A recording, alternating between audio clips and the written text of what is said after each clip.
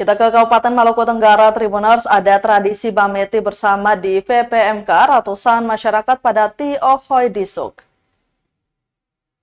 Memasuki hari kelima gelaran Pesona Metike 2023, ratusan masyarakat pada Tiohoy atau Desa Disuk, Kecamatan Kei Kecil Timur, Kabupaten Maluku Tenggara, Senin 16 Oktober 2023 untuk menyaksikan tradisi Tebatamet.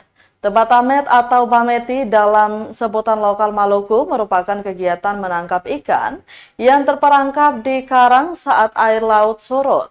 Biasanya ikan ditangkap dengan cara ditumbak dan juga dipanah.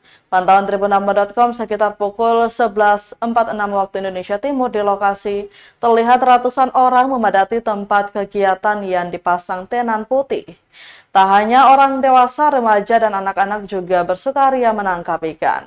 Area Bameti cukup luas lantaran pasang mencapai hampir 1 km dari bibir pantai, memungkinkan ratusan orang beradu banyak tangkapan.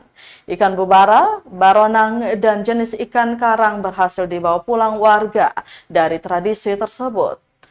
Abbas Renwarin mengatakan Tebatamet sangat ditunggu warga lokal karena selain berburu ikan, tradisi itu juga menjadi sarana liburan sekaligus silaturahmi.